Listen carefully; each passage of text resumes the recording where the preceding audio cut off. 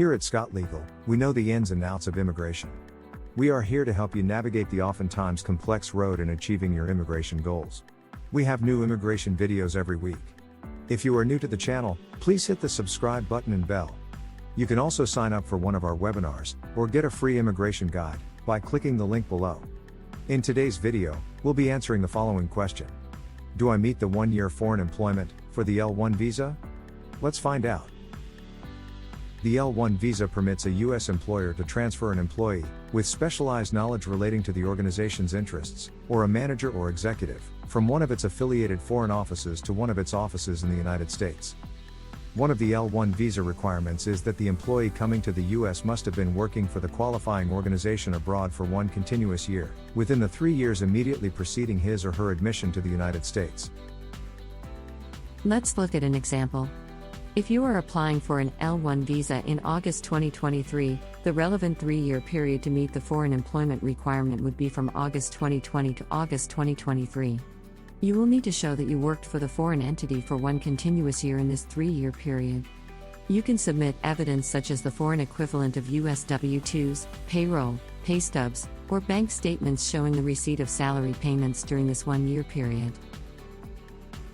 Sometimes the foreign employee who is being sponsored for the L-1 visa is already working in the U.S. for the sponsoring U.S. entity on some other non-employment visas such as the TN, H-1B, or E-2 employee visa. What happens in this situation? Can the employee still be sponsored, and how is the 3-year period calculated in this case? If the employee that is being sponsored for the L-1 visa is working for the U.S. entity on some other non-immigrant status, then the 3-year period for the foreign employment will be adjusted. The time the employee spends in the U.S., working for the U.S. entity, does not count towards the foreign employment, and the time period for the 3-year period will be adjusted. Let's look at another example.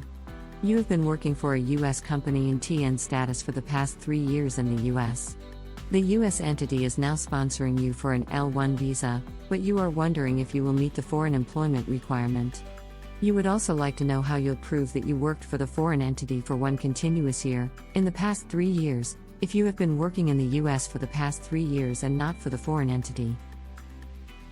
In this case, the 1-year foreign employment period will be adjusted. For example, if you came to the U.S. on TN status on August 1, 2019, the relevant employment period for the foreign employment in this case would be July 31, 2019 to July 31, 2016. Therefore, as long as you can show that you worked for the foreign entity for one continuous year in this period, you should meet the requirement. To learn more, take a look at our resources in the description box below. You can also sign up for a free visa guide, any of our upcoming webinars, and Facebook groups. You can also schedule a consultation for a date and time that is best for you. We are here to help.